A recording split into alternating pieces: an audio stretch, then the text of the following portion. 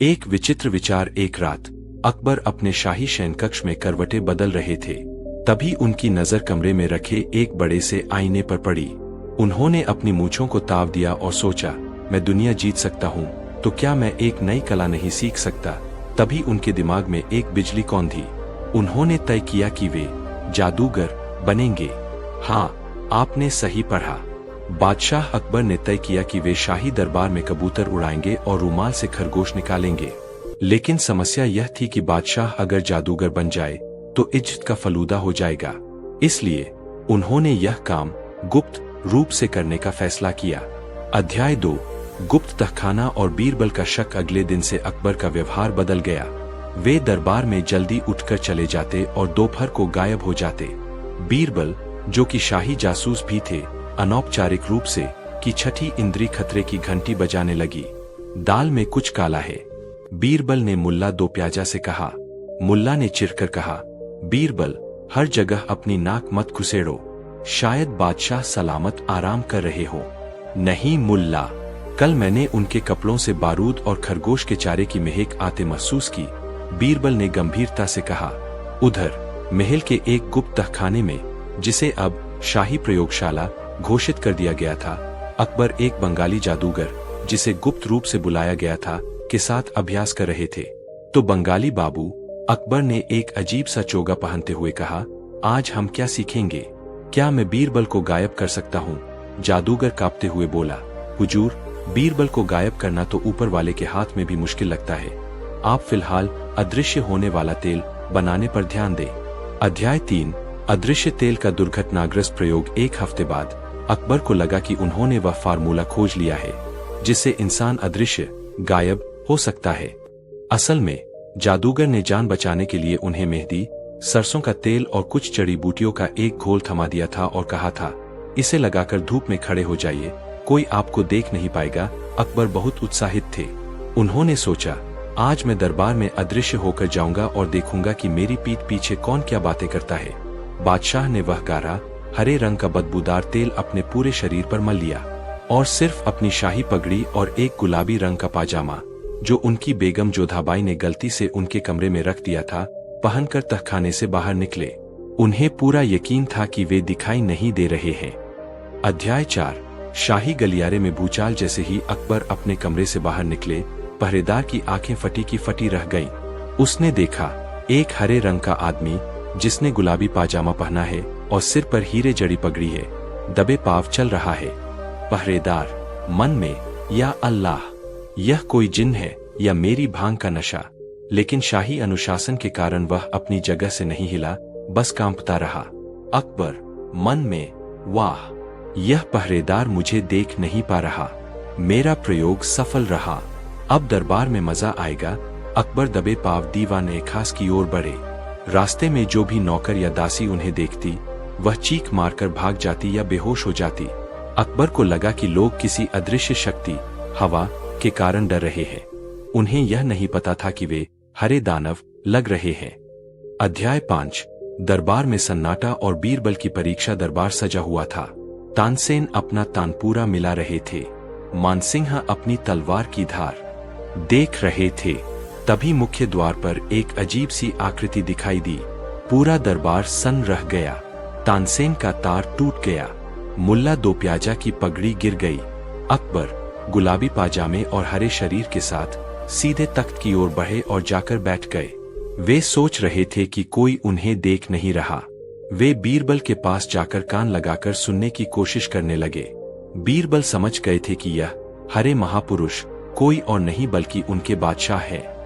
बीरबल ने अपनी हंसी को काबू में करने के लिए अपने होठों को इतना जोर से भींचा कि उनका चेहरा लाल हो गया। मुल्ला दो प्याजा ने फुसफुसाते हुए बीरबल से कहा, बीरबल, यह कौन सी बला है? क्या हमें भागना चाहिए? बीरबल ने जोर से कहा ताकि अकबर सुन सके, अरे मुल्ला, मुझे लगता है कि हमारे बादशाह सलामत आज नहीं आएंगे। लेकिन मैंने सुना है कि आगरा के किले में एक गुलाबी पाजामे वाला हरा फरिश्ता घूमने आया है, जो सिर्फ पापियों को दिखाई देता है। अकबर मन में, हूँ, बीरबल मुझे देख पा रहा है। लेकिन इसने कहा, फरिश्ता, इसका मतलब मैं दिख नहीं रहा, बस मेरी आभा दिख रही है। अध्याय 6। तानसेन का अनचाहा राग स्थिति को संभालने के लिए और हंसी रोकने के लिए बीरबल ने तानसेन से कहा, तानसेन जी, इस अदृश्य फरिश्ते के स्वागत में कोई राग छेड़िए। तानसेन की हालत खराब थी। हरे रंग के बादशाह को देखकर उनके गले से सुर नहीं निकल रहे थे। उन्होंने डरते डरते राग दीपक की जगह राग भयंकर, जो उन्होंने उसी वक्त ईजाद किया, गाना शुरू किया। गाना इतना बेसुरा था कि अकबर, जो सोच रहे थे कि वे अदृश्य है, से रहा नहीं गया। वे अपनी आदत के अनुसार चिल्ला पड़े, खामोश, यह क्या बकवास गा रहे हो तानसेन। पूरे दरबार में सन्नाटा छा गया। वह हरा आदमी बादशाह की आवाज में बोल रहा था। मानसिंह ने तलवार निकाल ली। कौन है तू बहुरूपिये? हमारे बादशाह की आवाज कैसे चुराई? अब अकबर फंस गए। अगर वे बताते हैं कि वे अकबर है तो उनकी इज्जत जाएगी। अगर नहीं बताते तो मानसिंह गर्दन उड़ा देगा। अध्याय 7 बीरबल का मास्टर स्ट्रोक। अकबर ने घबराकर बीरबल की तरफ देखा। बीरबल समझ गए कि अब रायता समेटने का वक्त आ गया है। बीरबल तख्त के सामने घुटनों के बल बैठ गए और जोर से बोले, जहांपनाह, आपकी जय हो। आपकी यह कुदरती चिकित्सा, नेचुरल थेरेपी, अद्भुत है। पूरा दरबार हैरान होकर बीरबल को देखने लगा। अकबर भी कंफ्यूज थे। कुदरती चिकित्सा? बीरबल ने खड़े होकर दरबारियों को संबोधित किया, ए दरबारियों, क्या तुम नहीं जानते, हमारे बादशाह ने हकीमों के कहने पर यह दुर्लभ हिमालयी जड़ी बूटी लेप लगाया है। हकीमों ने कहा था कि इस लेप को लगाकर और जनता के बीच साधारण वस्त्रों, गुलाबी पाजामा में बैठकर ही राज्य की बुरी नजर उतर सकती है। बादशाह ने हमारी सुरक्षा के लिए अपना रूप बदला है। दरबारियों ने राहत की सांस ली। ओह, तो यह बात है। सब एक सुर में चिल्लाने लगे, बादशाह सलामत की जय हो, बुरी नजर का नाश हो। अकबर ने मन ही मन बीरबल को धन्यवाद दिया और भारी आवाज में कहा, हाँ, हम बस यही जांच रहे थे कि तुम लोग हमारे इस रूप में भी हमें पहचानते हो या नहीं। और बीरबल इसमें पास हुए। अध्याय 8 वापसी और स्नान। दरबार बर्खास्त करने की घोषणा की गई। अकबर भागते हुए हमाम, रॉयल बाथ में गए।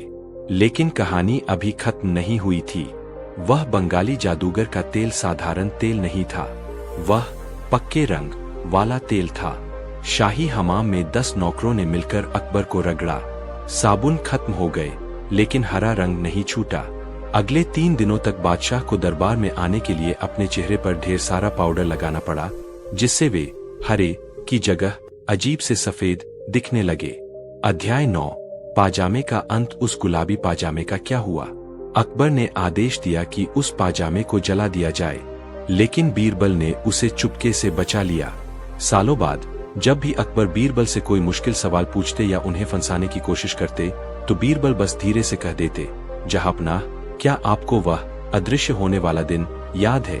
और अकबर तुरंत बात बदल देते, हाँ बीरबल, तुम जो मांगोगे वो मिल जाएगा, बस उस किस्से का जिक्र मत करना। उपसंहार। इतिहास की किताबों में लिखा गया कि अकबर महान थे, अकबर गंभीर थे, लेकिन यह कहानी बताती है कि अकबर भी इंसान थे, जिन्हें बोरियत होती थी और जो कभी कभी हरे रंग के तेल में पुतकर गुलाबी पाजामे में दरबार में बैठ जाते थे। उस दिन के बाद से अकबर ने जादूगर बनने का सपना छोड़ दिया और फैसला किया कि दूसरों को हंसाने से बेहतर है कि राजकाज किया जाए, क्योंकि कॉमेडी करना बीरबल का काम है, बादशाह का नहीं। एक अजीब सौदागर। मुगल सल्तनत की राजधानी आगरा में वह सुबह कुछ अलग थी। कोहरा इतना घना था कि लोग अपना हाथ तक नहीं देख पा रहे थे। लेकिन यह कोहरा मौसम का नहीं था, यह कोहरा था शक का। दरबार लगा हुआ था। बादशाह अकबर अपने तख्त पर विराजमान थे, लेकिन उनके माथे पर चिंता की लकीरें थीं। तभी मुख्य द्वारपाल ने घोषणा की, फारस से आए महान ज्योतिषी और वैज्ञानिक शेख चिल्ली अल धुंधला तशरीफ ला रहे हैं। दरबार में एक नाटे कद का आदमी दाखिल हुआ। उसने 7 रंगों का अजीब सा चोगा पहना था और उसकी आंखों पर कांच के 2 मोटे मोटे टुकड़े चश्मा चढ़े थे। जहांपनाह, उसने झुककर सलाम किया। मैं आपके लिए दुनिया का सबसे नायाब तोहफा लाया हूँ। उसने अपनी जेब से एक सुनहरी दूरबीन टेलीस्कोप निकाली। अकबर ने उत्सुकता से पूछा, इसमें क्या खास है शेख? शेख मुस्कुराया, हुजूर, यह साधारण दूरबीन नहीं है, यह सत्यदर्शिका है। इससे आप इंसान का चेहरा नहीं बल्कि उसका असली सच देख सकते हैं। लेकिन एक शर्त है, सच हमेशा धुंधला, ब्लरी होता है। जो इंसान जितना बड़ा धोखेबाज होगा वह इसमें उतना ही साफ दिखेगा, और जो वफादार होगा वह धुंधला दिखेगा। अकबर की आंखें चमक उठीं, यानी वफादार आदमी धुंधला दिखेगा। वाह, यहीं से शुरू हुआ वह पागलपन जिसने अगले 7 दिनों तक आगरा को हिला कर रख दिया। अध्याय 1। पहला शिकार। अकबर ने वह दूरबीन अपनी आंखों पर लगाई। सबसे पहले उन्होंने अपने सबसे करीबी वजीर मुल्ला दो प्याजा की तरफ देखा। अकबर चौंक गए। अरे मुल्ला, तुम तो इस दूरबीन में बिल्कुल साफ दिख रहे हो। तुम्हारे चेहरे का एक एक मस्सा चमक रहा है। शेख ने कहा, तौबा तौबा जहांपनाह, इसका मतलब मुल्ला जी बहुत बड़े धोखेबाज है। याद रखिए, सच धुंधला होता है, जो साफ दिखे वह पापी है। अकबर ने गुस्से से मुल्ला की तरफ देखा। मुल्ला, हमें तो तुम पर भरोसा था, लेकिन विज्ञान झूठ नहीं बोलता। तुम साफ दिख रहे हो, मतलब तुम गद्दार हो। मुल्ला दो प्याजा घबरा गए। हुजूर, यह पाखंडी झूठ बोल रहा है। मैं वफादार हूं, अकबर ने चिल्लाया। खामोश सिपाहियों, मुल्ला को नजरबंद कर दो। पूरे दरबार में सन्नाटा छा गया। बीरबल अपनी जगह पर शांत बैठे मुस्कुरा रहे थे। अकबर ने दूरबीन घुमाई और मानसिंह की तरफ देखा। मानसिंह भी बिल्कुल साफ दिख रहे थे। मानसिंह, तुम भी? अकबर का दिल टूट गया। तुम भी गद्दार निकले। एक एक करके अकबर ने दरबारियों को देखा। जो भी उस दूरबीन में साफ दिखता उसे गद्दार घोषित कर दिया जाता। शाम तक आधे दरबारी जेल में थे। अध्याय 2। बीरबल की बारी। अब बारी थी बीरबल की। अकबर ने कांपते हाथों से दूरबीन बीरबल की तरफ घुमाई। अकबर ने देखा और राहत की सांस ली। शुक्र है खुदा का। बीरबल, तुम बहुत धुंधले दिख रहे हो। मुझे तो तुम्हारी नाक भी ठीक से नहीं दिख रही। तुम ही मेरे सच्चे वफादार हो। शेख चिल्ली अल धुंधला के चेहरे का रंग उड़ गया। उसने सोचा था बीरबल भी साफ दिखेगा। शेख ने हड़बड़ाते हुए कहा, जहांपनाह, शायद रोशनी कम है। जरा बीरबल को धूप में खड़ा करें। बीरबल धूप में खड़े हुए। अकबर ने फिर देखा। नहीं शेख, यह अब भी धुंधला है, बिल्कुल कोहरे जैसा। बीरबल ने आगे बढ़कर कहा, जहांपनाह, आपकी यह दूरबीन वाकई जादुई है, लेकिन मुझे लगता है कि इस धुंधले सच के पीछे एक और गहरा सच है। क्या आप मुझे यह दूरबीन एक रात के लिए दे सकते हैं? मैं देखना चाहता हूं कि क्या मैं इसमें अकबर महान को देख सकता हूं। अकबर ने सोचा, बात तो सही है। उन्होंने दूरबीन बीरबल को दे दी। ठीक है बीरबल, कल सुबह फैसला होगा कि यह सच है या झूठ। अध्याय 3। तहखाने का प्रयोग। बीरबल दूरबीन लेकर अपने घर गए। उन्होंने उस दूरबीन को खोला। अंदर कोई जादू नहीं था, बस कांच के लेंसेस थे।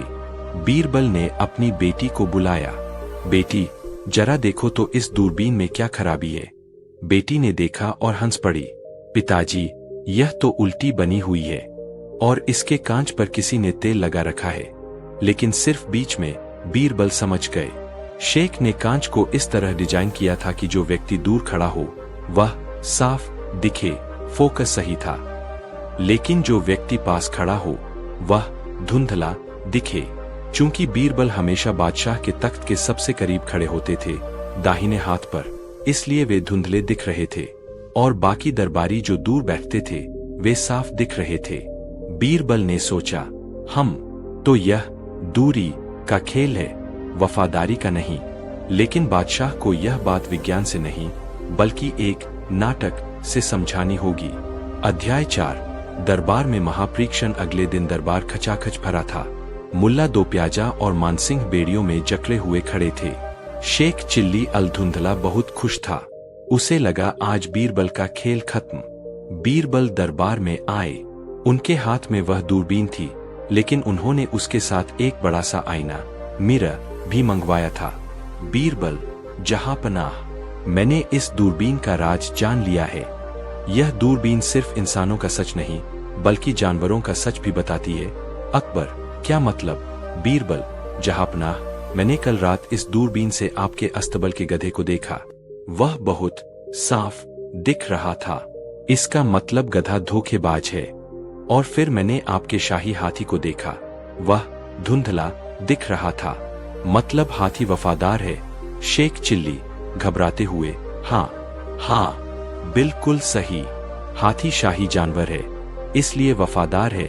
बीरबल, ठीक है, लेकिन जहांपनाह, सबसे बड़ा इम्तिहान बाकी है। शेख साहब ने कहा था कि यह सत्यदर्शिका है, तो क्यों न हम इस दूरबीन से खुद शेख साहब को देखें। शेख के पसीने छूट गए। अकबर ने कहा, वाह बीरबल, यह तो हमने सोचा ही नहीं। अध्याय 5, शेख का सच। अकबर ने दूरबीन उठाई। बीरबल ने चालाकी से शेख को इशारा किया। शेख साहब, बादशाह से थोड़ा दूर जाकर खड़े हो जाइए ताकि वे आपको अच्छे से देख सके। बीरबल जानते थे कि दूर जाने पर लेंस साफ दिखाता है। शेख, जो इस तकनीक को जानता था, वह पास आने की कोशिश करने लगा। बीरबल ने उसे रोक दिया। अरे रुकिए, अदब बनाए रखिए, दूर रहिए। अकबर ने दूरबीन आंखों पर लगाई और शेख को देखा। चूंकि शेख दूर खड़ा था, वह दूरबीन में बिल्कुल साफ, क्रिस्टल क्लियर दिखा। अकबर सन्न रह गए। उन्होंने दूरबीन हटाई और फिर लगाई। बीरबल, यह शेख तो बिल्कुल साफ दिख रहा है, इसके चेहरे की मक्खी भी दिख रही है। बीरबल मुस्कुराए। जहांपनाह, शेख साहब के नियम के अनुसार जो साफ दिखे वह सबसे बड़ा धोखेबाज और गद्दार है। इसका मतलब यह शेख ही सबसे बड़ा फरेबी है। शेख चिल्ली अल धुंधला घुटनों पर गिर पड़ा। मालिक रेहम, यह तो बस एक खेल था। अध्याय 6, रेहेसे का पर्दाफाश। अकबर गुस्से से लाल हो गए। तो तुम गद्दार हो। बीरबल ने अब अपना पत्ता खोला। जहांपनाह, शांत हो जाइए, असल में कोई गद्दार नहीं है। यह विज्ञान का एक छोटा सा नियम है जिसे फोकस कहते हैं। बीरबल ने अपनी जेब से एक मलमल का कपड़ा निकाला और दूरबीन के लेंस को जोर से रगड़कर साफ कर दिया और लेंस को थोड़ा घुमा दिया। अब देखिए जहांपनाह, मुल्ला दो प्याजा की तरफ अकबर ने देखा। मुल्ला जी अब धुंधले दिख रहे थे। अरे, मुल्ला अब धुंधला हो गया, यानी वह वफादार हो गया। बीरबल हंसे। नहीं हुजूर, वफादारी का धुंधलेपन से कोई वास्ता नहीं, यह सिर्फ कांच की सफाई और दूरी का खेल था।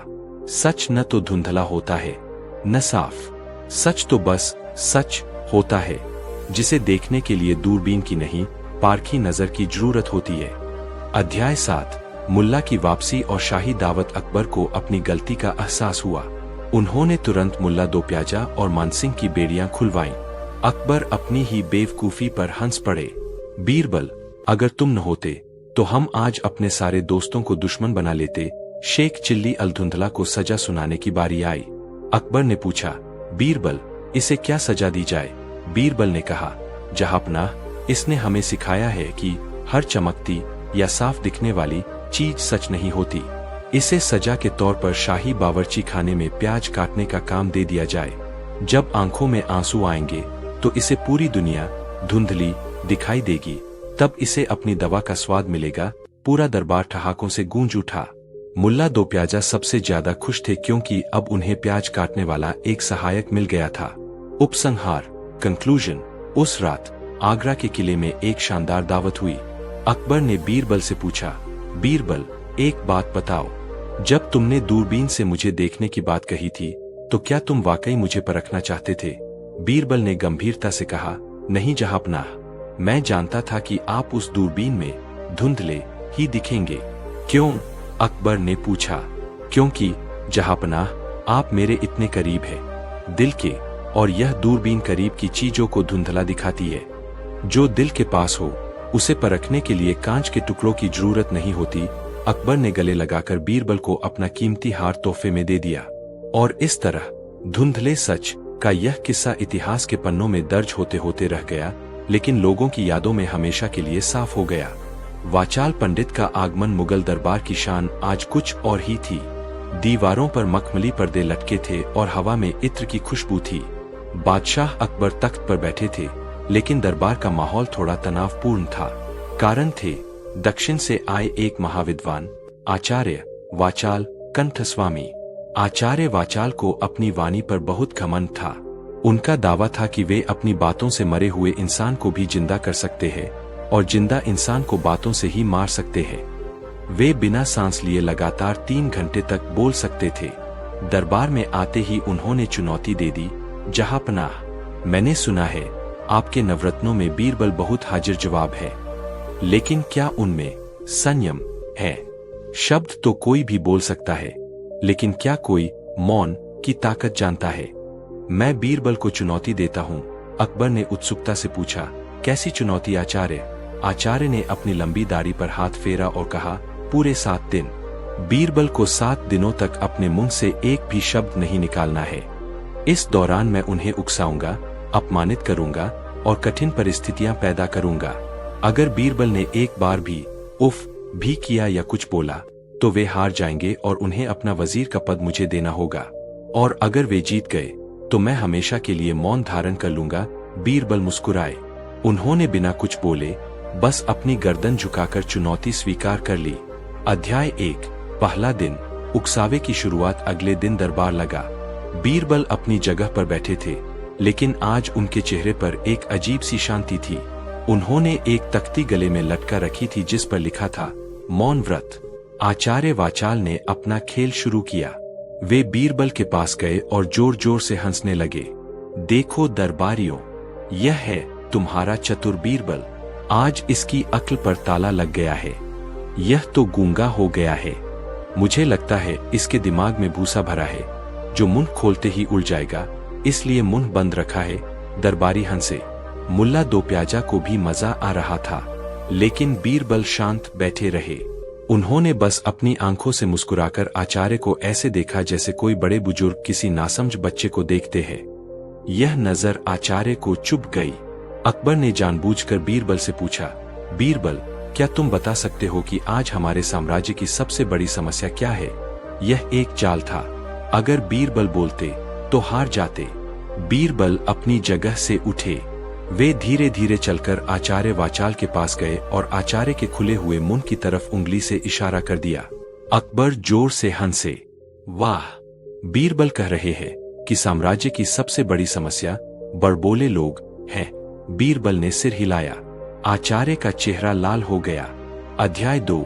तीसरा दिन। खाने का संकट। 3 दिन बीत गए। बीरबल ने हाँ या ना के लिए सिर्फ सिर हिलाया था। आचार्य वाचाल अब खींचने लगे थे।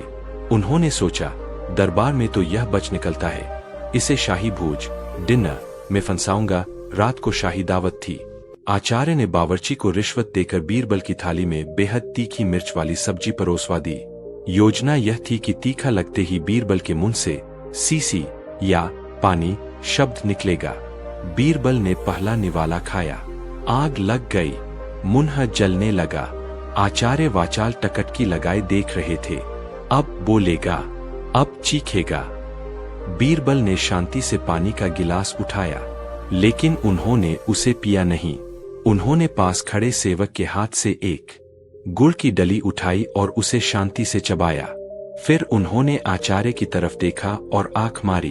अकबर ने पूछा, अरे बीरबल, सब्जी कैसी थी? बीरबल ने अपने पेट पर हाथ फेरा और हाथ के इशारे से सुपर्ब का संकेत दिया। आचार्य वाचाल अपना सिर पकड़कर बैठ गए। यह आदमी लोहे का बना था क्या? अध्याय 3। 5वां दिन। झूठा आरोप। 5वें दिन आचार्य ने हद पार कर दी। उन्होंने एक षड्यंत्र रचा। जब बीरबल दरबार में आए तो आचार्य ने चीखना शुरू कर दिया, जहांपनाह, न्याय कीजिए। इस बीरबल ने कल रात मेरे कक्ष में चोरी की है। इसने मेरी कीमती अंगूठी चुराई है। पूरा दरबार सन रह गया। यह गंभीर आरोप था। अकबर ने गंभीरता से पूछा, बीरबल, क्या यह सच है? अपनी सफाई दो। याद रखना, खामोशी को रजामंदी माना जाता है। यह बीरबल के लिए सबसे कठिन पल था। अगर वे सफाई देने के लिए बोलते तो शर्त हार जाते, अगर चुप रहते तो चोर कहलाते। बीरबल ने धैर्य नहीं खोया।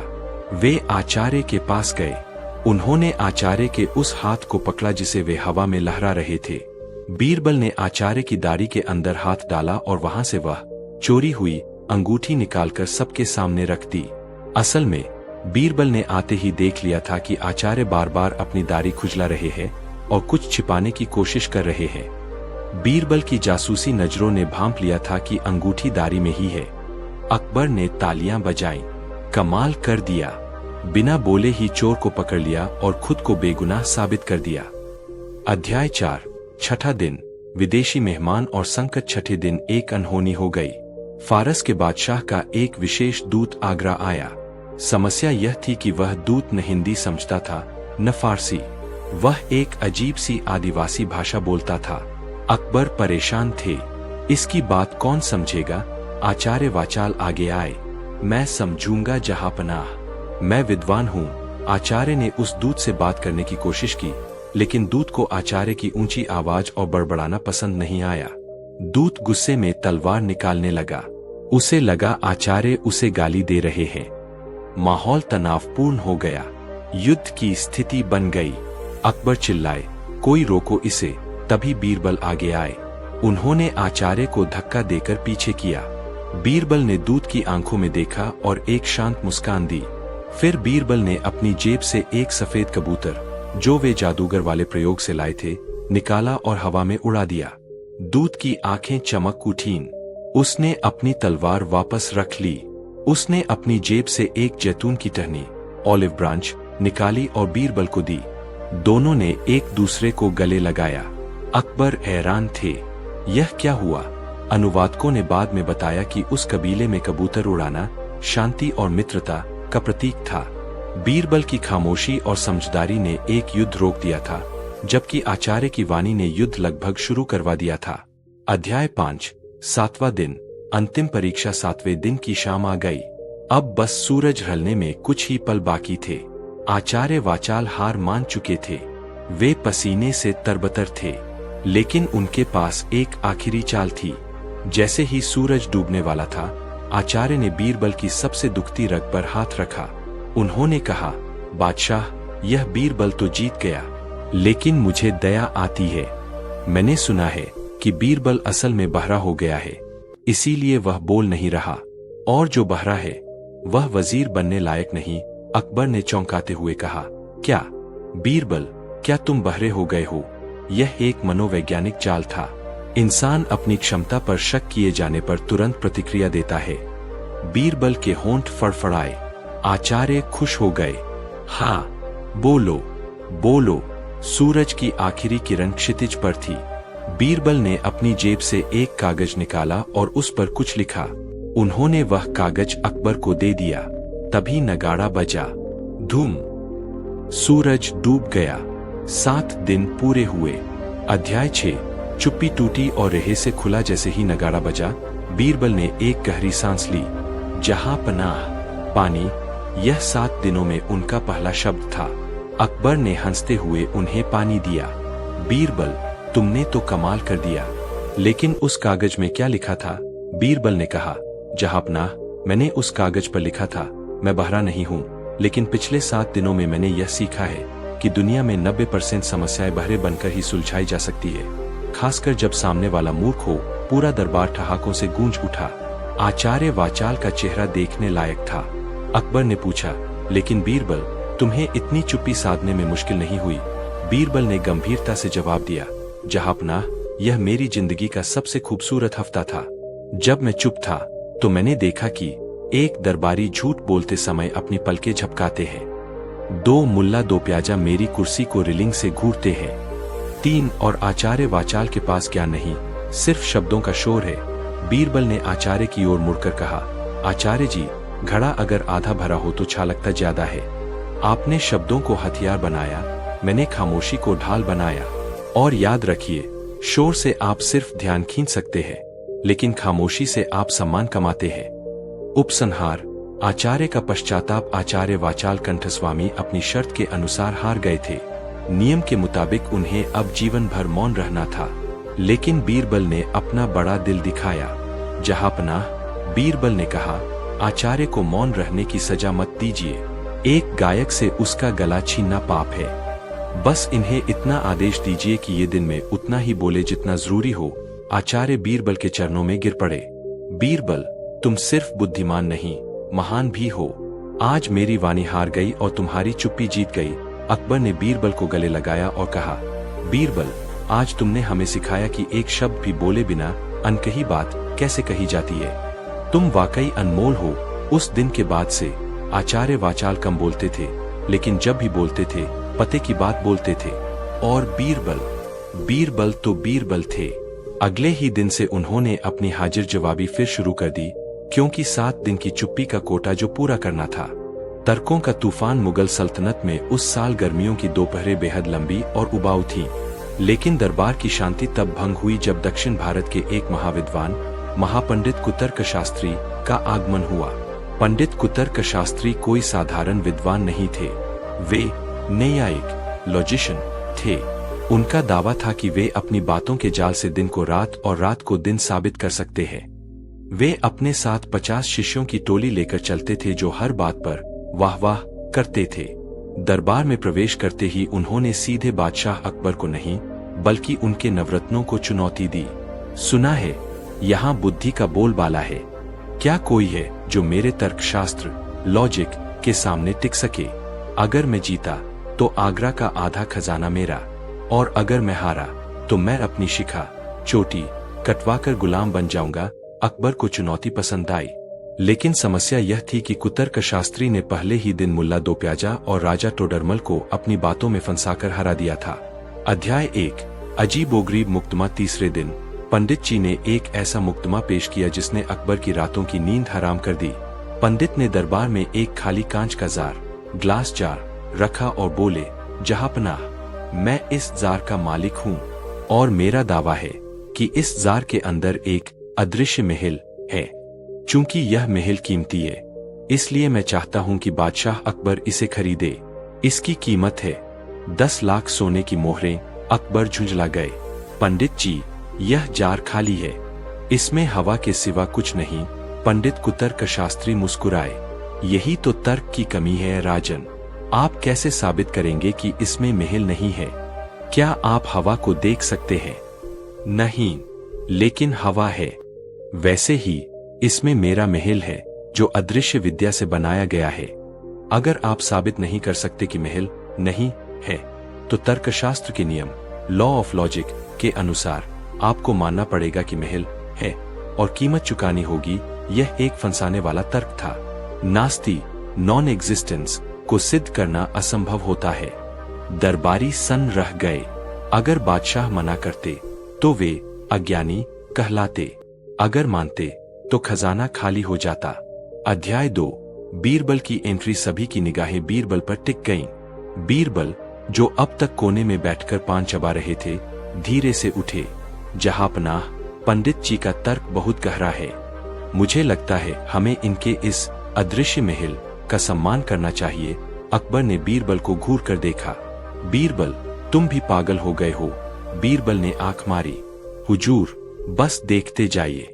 पंडित जी, हमें आपका प्रस्ताव मंजूर है, लेकिन इतनी बड़ी खरीदारी के लिए हमें संपत्ति की जांच इंस्पेक्शन करनी होगी। क्या हमें एक दिन का वक्त मिलेगा? पंडित कुतर्क शास्त्री हंसे शौक से। लेकिन याद रहे बीरबल, कल तक या तो साबित करो कि महल नहीं है या 10 लाख मोहरें तैयार रखो। अध्याय 3 रात का मंथन और बीरबल की योजना। उस रात बीरबल अपने घर नहीं गए। वे शाही लोहार, ब्लैकस्मिथ और शाही बावर्ची के पास गए। मुल्ला दोप्याजा ने बीरबल से पूछा, बीरबल, तुम हार मान लो। वह आदमी जादूगर है बातों का। बीरबल ने मुस्कुराते हुए कहा, मुल्ला, लोहे को लोहा काटता है और कुतर्क को उससे भी बड़ा कुतर्क। बीरबल ने पूरी रात एक विशेष यंत्र तैयार करवाया। अध्याय 4 महामुकाबले का दिन। अगले दिन दरबार खचाखच भरा था। पंडित कुतर्क शास्त्री अपनी जीत के प्रति आश्वस्त थे। अकबर ने पूछा, बीरबल, क्या तुमने जांच पूरी की? क्या उस जार में महल है? बीरबल आगे आए। उनके हाथ में वह कांच का जार था। जहांपनाह, मैंने अपनी दिव्य दृष्टि से देखा। पंडित जी बिल्कुल सच बोल रहे हैं। इस जार के अंदर वाकई एक बहुत ही सुंदर, आलीशान लेकिन अदृश्य महल है। इसमें सोने की दीवारें हैं और हीरे की खिड़कियां हैं। पंडित उछल पड़े। देखा, मैंने कहा था न। लाओ मेरे 10 लाख सिक्के। बीरबल ने हाथ उठाया। ठहरिए पंडित जी, सौदा अभी पूरा नहीं हुआ। हमारे कानून के मुताबिक हम महल तो खरीद लेंगे, लेकिन महल के अंदर रहने वाले किराएदारों का क्या होगा? पंडित चकरा गए। किराएदार? उसमें कोई किराएदार नहीं है, वह मेरा महल है। बीरबल ने गंभीरता से कहा, अरे नहीं पंडित जी, अभी जब मैं जार को कान लगाकर सुन रहा था तो अंदर से शोर आ रहा था। लगता है इस अदृश्य महल पर अदृश्य भूतों ने कब्जा कर लिया है। अध्याय 5। बीरबल का अचूक तर्क, द मास्टर स्ट्रोक। पंडित ने चिल्लाया, बकवास, कोई भूत नहीं है, तुम झूठ बोल रहे हो। अब बीरबल ने अपना ब्रह्मास्त्र तर्क चलाया। पंडित जी, ध्यान से सुनिए। एक, आपका तर्क था कि अगर हम साबित न कर सके कि महल नहीं है तो महल है। 2, मेरा तर्क यह है कि अगर आप साबित न कर सके कि उसमें भूत नहीं है तो भूत है। अब समस्या यह है जहांपनाह। बीरबल बादशाह की ओर मुड़े कि हमारे राज्य के कानून के मुताबिक हम कोई भी ऐसी संपत्ति नहीं खरीद सकते जिस पर विवाद हो या अवैध कब्जा, इलीगल पोजेशन हो। पहले पंडित जी को उन अदृश्य भूतों को बाहर निकालना होगा, तभी हम महल खरीदेंगे। पंडित कुतर्क शास्त्री फंस गए। अगर वे कहते हैं कि भूत नहीं है तो उन्हें साबित करना होगा, जो असंभव है क्योंकि भूत भी अदृश्य है। और अगर वे मानते हैं कि भूत है तो महल बिक नहीं सकता। पंडित पसीना पोंछने लगे। यह कैसा तर्क है? बीरबल ने मुस्कुराते हुए कहा, वही तर्क है पंडित जी जो आपने कल दिया था। न होने का प्रमाण न होना ही होने का प्रमाण है। अध्याय 6। भूतों की अदृश्य लड़ाई। कहानी यहीं खत्म नहीं हुई। बीरबल ने नाटक को और आगे बढ़ाया। पंडित जी, घबराइए नहीं, मैं आपकी मदद करूंगा। मैंने शाही तांत्रिक को बुलाया है जो इन भूतों को निकालेगा। बीरबल ने इशारा किया। एक सेवक एक तपती हुई लोहे की छड़ लेकर आया। बीरबल ने कहा, पंडित जी, जैसे ही मैं यह गर्म छड़ जार के अंदर डालूंगा, अदृश्य भूत गर्मी से भाग जाएंगे। लेकिन डरिए मत, आपका अदृश्य महल तो नहीं जलेगा न, क्योंकि वह तो अदृश्य ईंटों का बना है। पंडित की हालत खराब हो गई। अगर गर्म छड़ अंदर गई तो कांच का जार टूट जाएगा या चटक जाएगा, और अगर जार टूटा तो उनका अदृश्य महल बिखर जाएगा। पंडित चिल्लाए, नहीं नहीं, रुकिए, मेरा महल नाजुक है। बीरबल ने कड़क आवाज में पूछा, तो क्या हम मान ले कि महल खाली नहीं है? या तो भूत है या महल ही नहीं है। सच बोलिए पंडित जी, वरना मैं अदृश्य आग लगा दूंगा। अध्याय 7। सत्य का स्वीकार। पंडित कुतर्क शास्त्री समझ गए कि वे अपने ही जाल में फंस चुके हैं। बीरबल ने उनकी काल्पनिक वस्तु महल को काटने के लिए एक काल्पनिक समस्या भूत खड़ी कर दी थी। पंडित घुटनों पर गिर पड़े। माफ करें जहांपनाह, कोई महल नहीं है, वह बस एक खाली जार था। मैं बस अपनी बुद्धि का प्रदर्शन कर रहा था।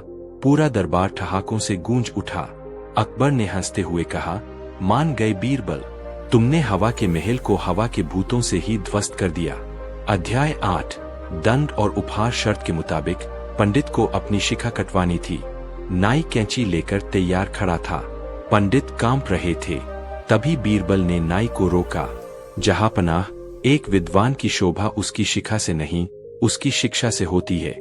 पंडित जी ने हमें सिखाया कि तर्क का इस्तेमाल सत्य खोजने के लिए होना चाहिए, छल करने के लिए नहीं। इनकी शिखा मत काटिए। फिर बीरबल ने पंडित की ओर मुड़कर कहा, लेकिन पंडित जी, 10 लाख मोहरें तो नहीं मिलेंगी? हाँ, आप यह खाली जार वापस ले जा सकते हैं, और रास्ते में ध्यान रखिएगा कहीं अदृश्य चोर इसे चुरा न ले। पंडित कुतर्क शास्त्री ने बीरबल के पैर छुए। बीरबल, मैं शब्दों का खिलाड़ी था, लेकिन तुम तो मनोविज्ञान के जादूगर हो। मेरा अहंकार आज हार गया। उपसंहार। बीरबल का दर्शन। दरबार खत्म होने के बाद अकबर ने बीरबल को अपने पास बुलाया। वे अब भी मुस्कुरा रहे थे। बीरबल, एक बात बताओ, अगर वह पंडित मानता ही नहीं कि भूत है तो तुम क्या करते? बीरबल ने अपनी पगड़ी ठीक करते हुए कहा, जहांपनाह, तर्कशास्त्र, लॉजिक एक तलवार की तरह है। अगर सामने वाला उसे गर्दन पर रखे तो आपको ढाल नहीं बल्कि दूसरी तलवार निकालनी पड़ती है। मैंने बस इतना किया कि उसकी मूर्खतापूर्ण सच्चाई के सामने एक भयानक झूठ खड़ा कर दिया। इंसान लालच, पैसा छोड़ सकता है, लेकिन डर, भूत से कभी नहीं जीत सकता। अकबर ने अपने गले से मोतियों की माला उतारकर बीरबल को पहना दी। तेरा जवाब नहीं बीरबल, तेरी खामोशी भी बोलती है, और तेरा तर्क तो पत्थर को भी पानी कर दे। उस दिन के बाद से आगरा में किसी ने भी अदृश्य महल बेचने की हिम्मत नहीं की, और वह खाली जार। उसे शाही संग्रहालय में रखवा दिया गया, जिसके नीचे बीरबल ने विजयगढ़ का गौरव और काला साया प्राचीन भारत के मध्य में स्थित विजयगढ़ का साम्राज्य अपनी समृद्धि और न्याय के लिए जाना जाता था। महाराज उग्रसेन एक प्रतापी राजा थे, लेकिन उनकी सबसे बड़ी कमजोरी उनका कान का कच्चा होना और अपने महामंत्री कालनेमी पर अंधा विश्वास करना था। कालनेमी नाम जैसा ही धूर्त था। उसकी आंखों में हमेशा एक षड्यंत्र तैरता रहता था। विजयगढ़ की सेना का सेनापति था वीरभद्र। वीरभद्र केवल एक योद्धा नहीं, बल्कि एक चट्टान था जिससे टकराकर शत्रुओं की तलवारें टूट जाती थीं। प्रजा महाराज से ज्यादा वीरभद्र का सम्मान करती थी और यही बात कालनेमी को खटकती थी। एक रात अमावस के अंधेरे में पड़ोसी राज्य शमशेरगढ़ ने विजयगढ़ पर अचानक हमला कर दिया। दुश्मन की सेना विशाल थी और विजयगढ़ की तैयारी अधूरी। किले के द्वार टूटने ही वाले थे कि वीरभद्र ने मात्र 500 सैनिकों के साथ 10,000 की दुश्मन सेना को संकरी घाटी में रोक लिया। युद्ध 3 दिन और 3 रात चला। वीरभद्र का शरीर घावों से छलनी था, लेकिन उसने दुश्मन के राजा का सिर काटकर ही दम लिया। विजयगढ़ बच गया, लेकिन उसकी कीमत वीरभद्र के खून से चुकाई गई थी। अध्याय 2 दरबार का वचन। युद्ध के बाद विजय उत्सव मनाया गया। पूरा दरबार सजा हुआ था। महाराज उग्रसेन अपने स्वर्ण सिंहासन पर विराजमान थे। जब वीरभद्र लंगड़ाते हुए पट्टियों से बंधे हुए दरबार में दाखिल हुआ, तो पूरा दरबार वीरभद्र की जय के नारों से गूंज उठा। महाराज उग्रसेन अपने आसन से उठे और वीरभद्र को गले लगा लिया। उन्होंने अपनी तलवार हवा में लहराई और पूरी सभा के सामने घोषणा की, वीरभद्र, आज तुमने न केवल हमारा मुकुट बचाया है, बल्कि हमारे कुल की लाज रखी है। हम महाराज उग्रसेन सूर्य को साक्षी मानकर यह वचन देते हैं कि तुम जो भी मांगोगे वह तुम्हें दिया जाएगा, चाहे वह मेरा आधा राज्य हो या मेरे सिर का मुकुट। मांगो, क्या मांगते हो? वीरभद्र एक सरल सैनिक था। उसे सत्ता का लालच नहीं था। उसने हाथ जोड़कर कहा, महाराज, मुझे धन दौलत नहीं चाहिए। मेरे गांव सुजानपुर की जमीन बंजर है, वहां पानी की बहुत किल्लत है। मुझे बस इतना चाहिए कि राज्य की नीली नदी का पानी नहर बनाकर मेरे गांव तक पहुंचा दिया जाए और उस क्षेत्र को कर मुक्त, टैक्स फ्री घोषित कर दिया जाए, ताकि मेरे गांव के किसान भूखे न मरे। यह मांग बहुत छोटी थी, लेकिन इसका असर गहरा था। महाराज ने तुरंत हामी भर दी। तथास्तु। आज से सुजानपुर तक नहर खुदवाने का काम शुरू होगा और वह भूमि हमेशा के लिए तुम्हारी और तुम्हारे वंशजों की होगी।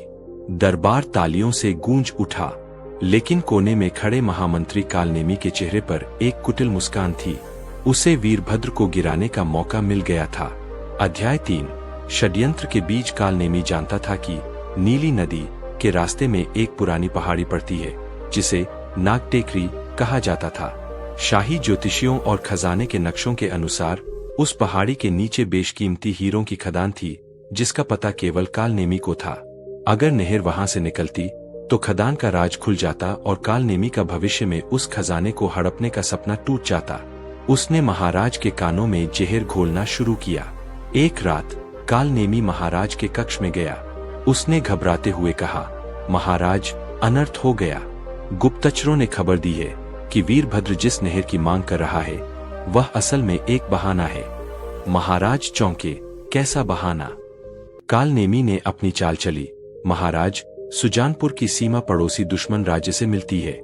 वीरभद्र वहां नहर नहीं बल्कि एक खाई खुदवाना चाहता है, ताकि वह उस इलाके को विजयगढ़ से अलग करके अपना एक स्वतंत्र राज्य बना सके।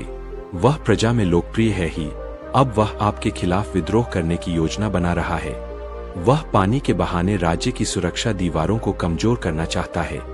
महाराज उग्रसेन पहले तो नहीं माने, लेकिन कालनेमी ने झूठे गवाह और जाली दस्तावेज पेश किए। धीरे धीरे महाराज का विश्वास डगमगाने लगा।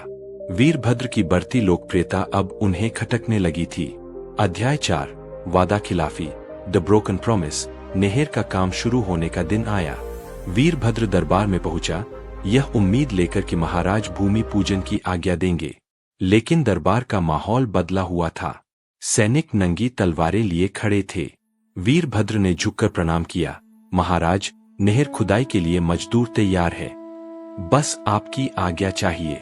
महाराज उग्रसेन ने नजरें फेर लीं। कालनेमी आगे आया और कड़कती आवाज में बोला, सेनापति वीरभद्र, महाराज को पता चल गया है कि तुम जनसेवा की आड़ में विद्रोह की साजिश रच रहे हो। वह नहर नहीं बनेगी। वीरभद्र सन्न रह गया। यह क्या कह रहे हैं आप? महाराज, आपने वचन दिया था। यह दरबार गवाह है, यह सिंहासन गवाह है। महाराज ने क्रोध में कहा, एक राजा का वचन राज्य की सुरक्षा से बड़ा नहीं होता। हमें तुम पर शक है वीरभद्र, तुम्हारी मांग खारिज की जाती है। वीरभद्र की आंखों में आंसू नहीं, आग थी। उसने कहा, महाराज, रघुकुल की रीति रही है, प्राण जाए पर वचन न जाए। आज आपने एक वफादार सैनिक का दिल नहीं, बल्कि इस सिंहासन की गरिमा तोड़ी है। याद रखिएगा महाराज, जो सिंहासन अपने रक्षक का सम्मान नहीं कर सकता, वह ज्यादा दिन तक सुरक्षित नहीं रहता। खामोश। कालनेमी चिल्लाया, गद्दार, महाराज की दया है कि तुम्हें जीवित छोड़ रहे हैं। निकल जाओ यहां से। आज से तुम सेनापति नहीं रहे, तुम्हें देश निकाला दिया जाता है। वीरभद्र ने अपनी तलवार निकाली और दरबार के बीचों बीच जमीन में गाड़ दी। यह तलवार मैंने विजयगढ़ की रक्षा के लिए उठाई थी।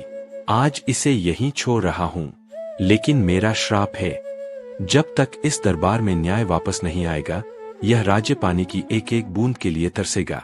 वीरभद्र वहां से खाली हाथ चला गया। पीछे रह गया एक टूटा हुआ वादा और एक अभिशप्त दरबार। अध्याय 5। कालचक्र का घूमना। वीरभद्र के जाने के बाद कालनेमी का प्रभाव बढ़ गया। उसने नागटेकरी से हीरे निकलवाने शुरू कर दिए और अपना खजाना भरने लगा। लेकिन प्रकृति अपना हिसाब मांगती है। अगले 5 सालों में विजयगढ़ का भाग्य पलट गया। बारिश होना बंद हो गई, नदियां सूखने लगीं। जिस नीली नदी का पानी रोकने का षड्यंत्र रचा गया था, उसने अपना रास्ता बदल लिया और पड़ोसी राज्य की तरफ बहने लगी। विजयगढ़ में भयानक सूखा, अकाल पड़ा। लोग पानी की बूंद बूंद के लिए मरने लगे। खजाने में हीरे तो थे, लेकिन उन्हें खाकर प्यास नहीं बुझाई जा सकती थी। पड़ोसी राजा, जिसे वीरभद्र ने हराया था, उसने फिर से सेना इकट्ठी कर ली। इस बार विजयगढ़ के पास न तो वीरभद्र था और न ही सैनिकों में वो जोश। महाराज उग्रसेन बूढ़े और बीमार हो चुके थे। कालनेमी ने खजाना समेटा और भागने की फिराक में लग गया। दुश्मन सेना ने किले को घेर लिया। उन्होंने पानी की आपूर्ति पूरी तरह काट दी। विजयगढ़ की हार निश्चित थी। अध्याय 6। रहस्यमयी बंजारा। जब किले के अंदर हाहाकार मचा था, तब पश्चिमी द्वार पर एक विशाल काफिला आया। इस काफिले के साथ हजारों ऊंट थे, जिन पर पानी के बड़े बड़े मशक, वाटर बैग्स और अनाज लदा था। काफिले का सरदार एक नकाबपोश था, जिसे लोग रेत का सौदागर कहते थे। उसने संदेश भिजवाया कि वह विजयगढ़ की प्यास बुझा सकता है और दुश्मन सेना को हराने में मदद कर सकता है, लेकिन उसकी एक शर्त है। मरता क्या न करता। महाराज उग्रसेन ने उसे दरबार में बुलाया। दरबार अब खंडहर जैसा दिखता था। सौदागर दरबार में आया। उसका कद ऊंचा था और आवाज में एक भारीपन। महाराज ने कांपती आवाज में पूछा, कौन हो तुम और तुम्हारी क्या शर्त है? सौदागर ने कहा, महाराज, मेरे पास इतना पानी और रसद है कि आपका राज्य 2 साल तक बिना किसी चिंता के रह सकता है। मेरे पास भाड़े के ऐसे लड़ाके हैं जो बाहर खड़ी दुश्मन सेना को गाजर मूली की तरह काट देंगे, लेकिन बदले में मुझे इस दरबार में वही स्थान चाहिए जो कभी आपके सबसे वफादार आदमी का था। कालनेमी, जो अभी तक भाग नहीं पाया था, चिल्लाया, यह कोई चाल है महाराज। सौदागर हंसा। एक डरावनी हंसी। चाल तो 5 साल पहले चली गई थी मंत्री जी, जब एक रक्षक को गद्दार कहा गया था। सौदागर ने अपने चेहरे से नकाब हटाया। पूरा दरबार सन्न रह गया। महाराज उग्रसेन की आंखों से पश्चाताप के आंसू बह निकले। वह रेत का सौदागर कोई और नहीं, वीरभद्र था। वनवास के दौरान वीरभद्र ने रेगिस्तानी कबीलों को एकजुट किया था, अपनी बुद्धि और बल से व्यापार का साम्राज्य खड़ा किया था और रेगिस्तान में छिपे जलस्रोतों को खोज निकाला था। अध्याय 7। अंतिम न्याय। महाराज उग्रसेन सिंहासन से नीचे उतर आए और वीरभद्र के पैरों में गिर पड़े। मुझे क्षमा कर दो पुत्र, मैंने अपने वचन का मान नहीं रखा, उसी का दंड मेरा राज्य भोग रहा है। वीरभद्र ने महाराज को उठाया और कहा, महाराज, राजा को पैरों में नहीं, सिंहासन पर शोभा देता है, लेकिन इस सिंहासन के पाए दीमक खा चुके हैं। उसने कालनेमी की ओर इशारा किया। वीरभद्र के इशारे पर उसके अंगरक्षकों ने कालनेमी को पकड़ लिया। कालनेमी की जेबों से हीरे गिरने लगे। दरबारियों ने देखा कि जिस सूखे के कारण वे मर रहे थे, उसका असली कारण कालनेमी का लालच था, जिसने नदी का प्राकृतिक बहाव रोककर अवैध खनन किया था। वीरभद्र ने आदेश दिया, इस गद्दार को कारागार में नहीं, उसी सूखी नहर में डाल दिया जाए जिसे इसने खुदवाया नहीं था। इसे तब तक पानी न दिया जाए जब तक यह अपने आंसुओं से उसे भर न दे। अध्याय 8 महायुद्ध। और नई सुबह वीरभद्र ने कमान संभाली। उसके आने की खबर से ही विजयगढ़ की सेना में बिजली दौड़ गई। जो सैनिक कल तक हताश थे, वे वीरभद्र की जय के नारे लगाने लगे। वीरभद्र ने अपनी नई रेगिस्तानी रणनीति का उपयोग किया। उसने रात के समय दुश्मन के खेमों में विषैले बिच्छू और सांप छोड़ दिए, जो वह रेगिस्तान से लाया था, और सुबह होते ही अपनी ताजादम सेना के साथ हमला बोल दिया। दुश्मन सेना, जो जीत का जश्न मना रही थी, इस आकस्मिक हमले से संभल नहीं पाई। दोपहर होते होते विजयगढ़ का झंडा फिर से लहराने लगा। उपसंहार कंक्लूजन। युद्ध के बाद महाराज उग्रसेन ने वीरभद्र का राजतिलक करना चाहा। उन्होंने कहा, यह सिंहासन अब तुम्हारा है, मैं अपना वचन अब पूरा करूंगा। लेकिन वीरभद्र ने फिर से सबको चौंका दिया। उसने कहा, महाराज, सिंहासन उसे चाहिए जिसे सत्ता की भूख हो। मैंने तो केवल अपनी मातृभूमि का कर्ज चुकाया है। आपने जो वचन तोड़ा था, उसे आज मैं जोड़ता हूँ। वीरभद्र ने सुजानपुर के लिए नहर खुदवाई, जो अब हीरों की खदान के पैसों से और भी भव्य बनी, और फिर से एक सामान्य नागरिक की तरह अपने गांव लौट गया। लेकिन दरबार की दीवार पर एक पंक्ति लिखवा दी गई, राजा का वचन पत्थर की लकीर होना चाहिए, क्योंकि जब दरबार वादा तोड़ता है तो ईश्वर उस राज्य का भाग्य तोड़ देता है। कहानी का सार। यह कहानी हमें सिखाती है कि सत्ता और पद का अहंकार नश्वर है। सच्चा राजा वह नहीं जो सिंहासन पर बैठता है, बल्कि वह है जो जनता के दिलों पर राज करता है। वादा खिलाफी का परिणाम हमेशा विनाश होता है, चाहे वह राजा ही क्यों न हो। फतेहपुर सीकरी की एक उनीदी दोपहर मुगल सल्तनत का सूरज आसमान में चमक रहा था, लेकिन बादशाह अकबर के दरबार में सन्नाटा छाया हुआ था। यह सन्नाटा शांति का नहीं, बल्कि बोरियत का था। बादशाह अकबर अपने मखमली सिंहासन पर करवटें बदल रहे थे। उनके नवरत्न अपनी अपनी जगहों पर बैठे ऊँघ रहे थे। मुल्ला दो प्याजा अपनी पगड़ी ठीक कर रहे थे, और तानसेन अपनी तानपूरे के तारों को बिना बजाए छे रहे थे। अचानक दरबार के मुख्य द्वार पर नगाड़े बजे। होशियार, खबरदार! फारस के महान विद्वान, भाषाओं के जादूगर और काले इल्म के ज्ञाता मौलाना जुल्फिकार अली तशरीफ ला रहे हैं। दरबार में हलचल मच गई। अकबर सीधे होकर बैठ गए। विद्वान, वो भी फारस से, उन्हें फौरन पेश किया जाए। एक लंबा चौड़ा आदमी दरबार में दाखिल हुआ। उसने काले रंग का चोगा पहन रखा था, दाढ़ी इतनी लंबी कि पेट तक आती थी, और आंखों में ऐसा गुरूर जैसे सारी दुनिया का ज्ञान उसी के पास हो। उसके हाथ में एक मखमली थैली थी। अध्याय 1 काले अक्षर की चुनौती। मौलाना जुल्फिकार ने झुककर सलाम नहीं किया, बस सिर हिलाया। यह अकबर को नागवार गुजरा, लेकिन अतिथि होने के नाते वे चुप रहे। मौलाना ने अपनी कड़क आवाज में कहा, जहांपनाह, मैंने सुना है कि हिंदुस्तान के दरबार में ज्ञान की नदियां बहती है। मैं दुनिया की 100 भाषाएं जानता हूँ, लेकिन मेरे पास एक ऐसा प्राचीन दस्तावेज, डॉक्यूमेंट है, जिसे आज तक कोई नहीं पढ़ पाया। इसे काले अक्षर की पहेली कहा जाता है। अकबर ने उत्सुकता से पूछा, कैसा दस्तावेज? मौलाना ने थैली से एक पुराना, पीला पड़ चुका कागज निकाला। उस पर स्याही से कुछ लिखा था, लेकिन वह लिखावट अजीब थी। न वो अरबी थी, न फारसी, न संस्कृत, न ही कोई चित्रलिपि। ऐसा लगता था जैसे किसी ने स्याही में पूंछ डुबोकर कागज पर कीड़े रेंगने छोड़ दिए हों। अक्षर इतने टेढ़े मेढ़े और काले थे कि उन्हें देखकर सिर चकरा जाए। मौलाना हंसा, यह अंधकार लिपि है। जो इसे पढ़ लेगा, मैं उसे अपना गुरु मान लूंगा और अपनी सारी संपत्ति मुगलों के खजाने में दान कर दूंगा। लेकिन अगर आपके नवरत्न इसे नहीं पढ़ पाए, तो बादशाह को मानना होगा कि हिंदुस्तान के विद्वान केवल किताबी कीड़े हैं। अकबर ने चुनौती स्वीकार कर ली। उन्होंने कागज अपने राजगुरुओं को दिया। सबने सिर खपाया। किसी ने कहा यह नक्शा है, किसी ने कहा यह तारों की गणना है। मुल्ला दो प्याजा ने तो इसे सूंघकर भी देखा, पर कुछ समझ नहीं आया। अकबर का माथा ठनका। दरबार की इज्जत दांव पर थी। उनकी नजरें बीरबल को ढूंढने लगीं, लेकिन बीरबल की कुर्सी खाली थी। अध्याय 2। बीरबल की अनुपस्थिति। बीरबल कहाँ है? अकबर ने गुस्से में पूछा। एक सेवक ने डरते हुए कहा, हुजूर, बीरबल जी आज छुट्टी पर है। उन्होंने कहा था कि वे अपनी भैंस को नहलाने जा रहे हैं। भैंस? अकबर चिल्लाए। यहाँ सल्तनत की नाक कटने वाली है और वह भैंस नहला रहा है। फौरन बुलाओ उसे। करीब 1 घंटे बाद बीरबल दरबार में हाजिर हुए। उनके कपड़े थोड़े गीले थे और जूतों पर कीचड़ लगा था। मौलाना जुल्फिकार ने उन्हें घृणा से देखा। तो ये है आपके सबसे बुद्धिमान मंत्री, जो गोबर और कीचड़ में सने हैं। बीरबल ने मुस्कुराकर जवाब दिया, विद्वान महोदय, कीचड़ में ही कमल खिलता है। और कभी कभी असली ज्ञान महलों में नहीं, तबेले में मिलता है। कहिए, क्या समस्या है? अकबर ने वो कागज बीरबल के हाथ में थमाया। बीरबल, इस कागज को पढ़ो। इसमें क्या लिखा है? अगर तुम नहीं पढ़ पाए तो मौलाना जीत जाएंगे।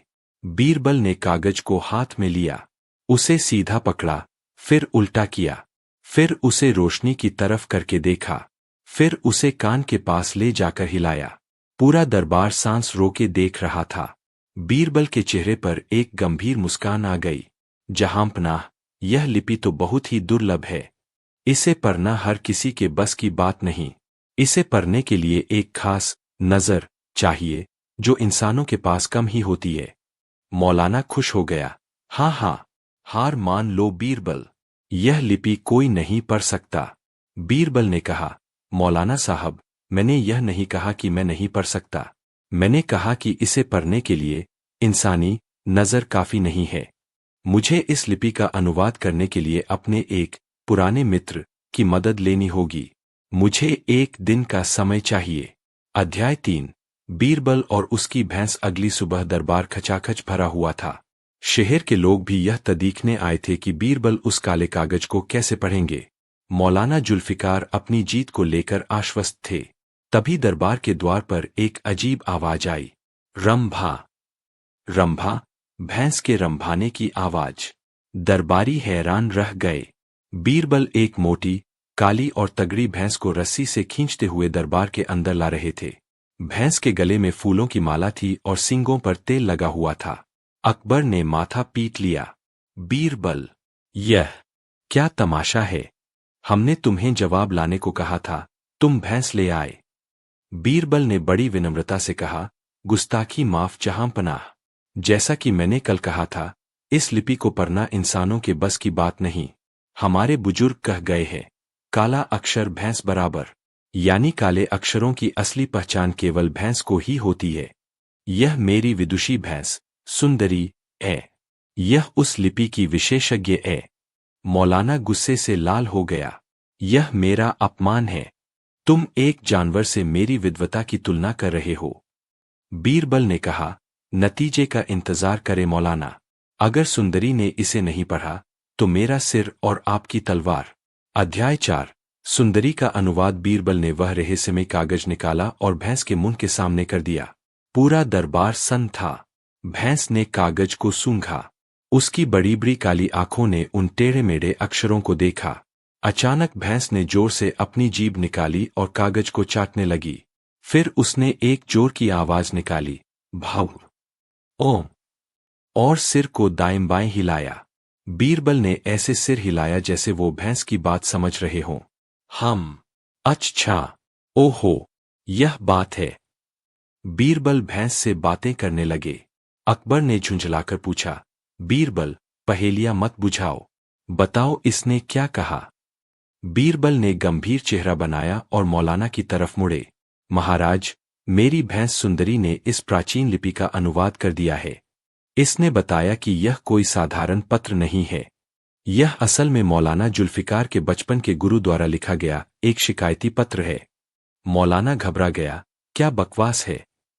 बीरबल ने जारी रखा, जी हाँ, भैंस कह रही है कि इस पत्र में लिखा है, ए जुल्फिकार, तूने मुझसे 10 साल पहले उधार लिए हुए 50 सोने के सिक्के अभी तक नहीं लौटाए हैं। तू दुनिया भर में विद्वान बनकर घूम रहा है, लेकिन मेरा कर्ज चुकाने की नीयत नहीं है। अगर तूने यह पत्र पढ़ने वाले को सच नहीं बताया तो तू महामूर्ख कहलाएगा। बीरबल ने रुककर मौलाना को देखा। मौलाना साहब, क्या सुंदरी सही कह रही है? क्या वाकई आप पर कोई पुराना कर्ज है? पूरे दरबार में हंसी के फव्वारे फूट पड़े। मौलाना का चेहरा पसीने से तरबतर हो गया। वह जानता था कि कागज पर कुछ नहीं लिखा है, उसने बस आड़ी तिरछी लकीरें खींची थीं। लेकिन अगर वह कहता है कि बीरबल झूठ बोल रहा है, तो उसे कबूल करना पड़ेगा कि कागज पर कुछ लिखा ही नहीं था, यानी वह खुद धोखेबाज है। और अगर वह कहता है कि लिखा है, तो उसे कर्ज वाली बात माननी पड़ेगी। वह फंस चुका था। अध्याय 5 राज खुलना। मौलाना जुल्फिकार ने हकलाते हुए कहा, यह असंभव है।